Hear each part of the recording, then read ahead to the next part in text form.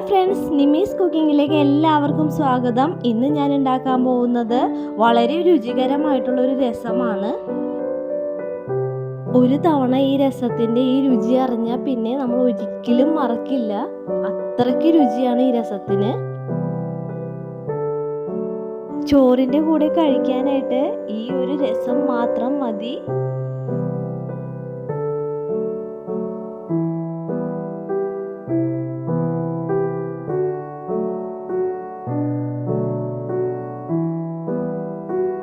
ഈ രസം ഉണ്ടാക്കാൻ വേണ്ടിയിട്ട് നെല്ലിക്ക വലുപ്പത്തിൽ വാളംപുളി ഒരു ഗ്ലാസ് വെള്ളത്തിൽ കുതിർത്തി വെക്കുകയാണ്. ഇനി പുളി ഈ വെള്ളത്തിൽ നന്നായിട്ട് കൈവച്ച് മിക്സ് ചെയ്ത് കുതിർത്തിയെടുക്കണം.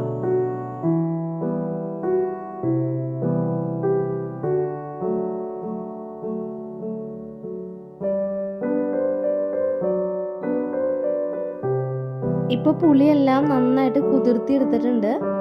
ഇനി ഈ പുളിവെള്ളത്തിൽ തന്നെ തക്കാളി നന്നായിട്ട് മിക്സ് ചെയ്ത് കൊടുക്കുക. ഒരു തക്കാളി ആദ്യം രണ്ടായിട്ട് കട്ട് ചെയ്തിട്ട് നന്നായിട്ട് ഉടച്ചെടുക്കണം.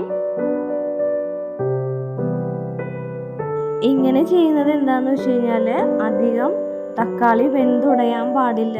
രസത്തിൻ്റെ ആ ഒരു ടേസ്റ്റ് മാറിപ്പോവും. അപ്പോൾ ഇങ്ങനെയാണ് ഞാൻ രസം ഉണ്ടാക്കാറ്.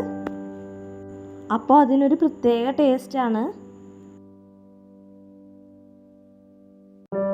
അതേപോലെ തന്നെ രണ്ടാമത്തെ തക്കാളി നന്നായിട്ട് ഉടച്ചെടുക്കുകയാണ്. ഇപ്പോൾ 2 തക്കാളി നന്നായിട്ട് ഉടച്ചെടുത്തിട്ടുണ്ട്. ഇനി ഒരു തണ്ട് കറിവേപ്പില ഇതിലേക്ക് ചേർത്ത് കൊടുക്കുകയാണ്.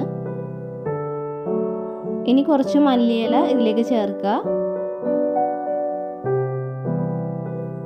ഇനി ഇതും കൂടി നന്നായിട്ട് കൈവച്ച് മിക്സ് ചെയ്ത് കൊടുക്കണം. ഇങ്ങനെ എല്ലാം കൂടി മിക്സ് ചെയ്യുമ്പോൾ ഒരു പ്രത്യേക ടേസ്റ്റാണ് കേട്ടോ. ഈ രസത്തിന് ഒരു മസാല തയ്യാറാക്കണം. 1 ടീസ്പൂൺ മല്ലി മുഴുവനായിട്ടുള്ളത് ഇട്ട് കൊടുക്കുക. 1 ടീസ്പൂൺ കുരുമുളക് ഇട്ട് കൊടുക്കുക. 1.5 ടീസ്പൂൺ നല്ല ജീരകം ഇട്ട് കൊടുക്കുക.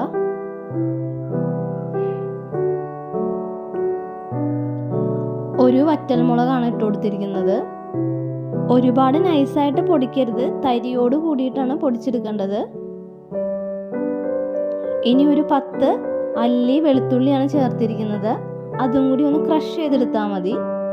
കണ്ടില്ലേ, ഇതാണ് ഇതിൻ്റെ ഒരു പാകം എന്ന് പറയുന്നത്. ഒരുപാട് അരയാൻ പാടില്ല ഇത്. അപ്പോൾ നിങ്ങൾ വീഡിയോ കണ്ടുകൊണ്ടിരിക്കുകയുള്ള ഇതുവരെയായിട്ടും ചാനൽ സബ്സ്ക്രൈബ് ചെയ്തിട്ടില്ലെങ്കിൽ ഒന്ന് സബ്സ്ക്രൈബ് ചെയ്ത് സപ്പോർട്ട് ചെയ്യണം കേട്ടോ. ഇനി ഇതിലേക്ക് 1/4 ടീസ്പൂൺ മഞ്ഞൾപ്പൊടി ചേർത്ത് കൊടുക്കുകയാണ്.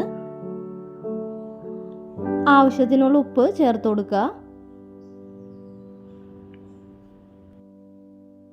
ഇനി നന്നായിട്ട് അത് മിക്സ് ചെയ്ത് കൊടുക്കുക.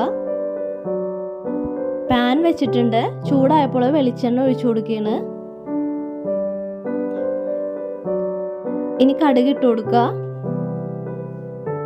കടുക് പൊട്ടിക്കഴിഞ്ഞപ്പോൾ ഒരു പിഞ്ച് ഉലുവ ഇട്ട് കൊടുക്കുകയാണ്.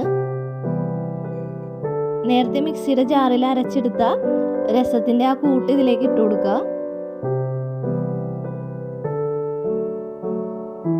അതിൻ്റെ ആ പച്ച സ്മെല്ല് പോകുന്നത് വരെ ഒന്ന് വഴറ്റി കൊടുക്കുക.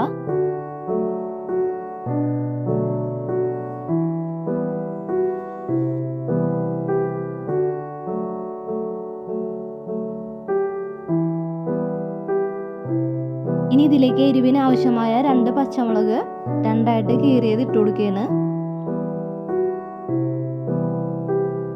അതും കൂടി ചേർത്തിട്ട് നന്നായിട്ട് അങ്ങോട്ട് മിക്സ് ചെയ്ത് കൊടുക്കുക.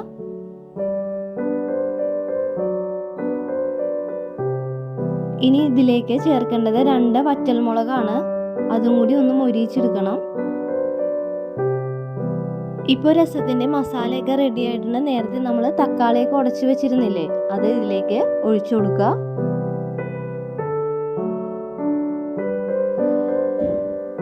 ഇനി ഇതിലേക്ക് 1.5 ഗ്ലാസ് വെള്ളവും കൂടി ചേർത്ത് നേർപ്പിച്ചെടുക്കണം.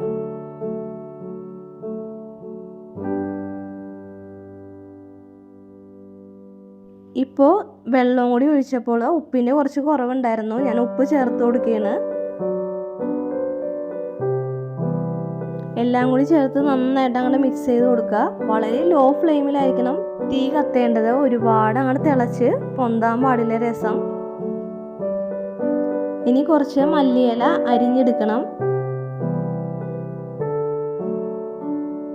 ഇപ്പോൾ ചെറുതായിട്ട് തിള വന്നിട്ടുണ്ട്. ഈ സമയത്ത് കായപ്പൊടി ചേർത്ത് കൊടുക്കുക. ഒരു നുള്ളു കായപ്പൊടിയാണ് ചേർത്തിരിക്കുന്നത്. ഇതും കൂടി ചേർത്തിട്ട് നന്നായിട്ട് അങ്ങോട്ട് മിക്സ് ചെയ്ത് കൊടുക്കുക.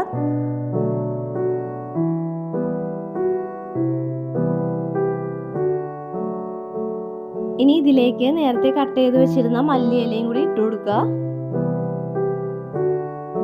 ഇപ്പോൾ രസം ചെറുതായിട്ട് തിള വന്നിട്ടുണ്ട്. ഒരുപാട് അങ്ങോട്ട് തിളച്ച് പൊന്താൻ പാടില്ല. ചെറുതായിട്ട് തിള വരുമ്പോൾ തന്നെ കയ്യിൽ വെച്ച് ഇളക്കി കൊടുക്കണം. രസം വെക്കുമ്പോൾ ഒരുപാട് അങ്ങോട്ട് തിളച്ച് പൊന്താൻ പാടില്ല. ആ രസത്തിൻ്റെ ആ ടേസ്റ്റ് ഒരിക്കലും കിട്ടില്ല തിളച്ച് പൊന്തുമ്പോൾ.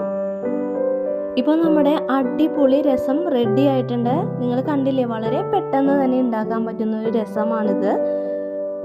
ചോറിൻ്റെ കൂടെയൊക്കെ കഴിക്കാൻ പറ്റുന്ന ഒരു കിടിലൻ രസമാണ്. അപ്പോൾ നിങ്ങൾ ഒരു പ്രാവശ്യമെങ്കിലും വീട്ടിലൊന്ന് ട്രൈ ചെയ്ത് നോക്കണം കേട്ടോ.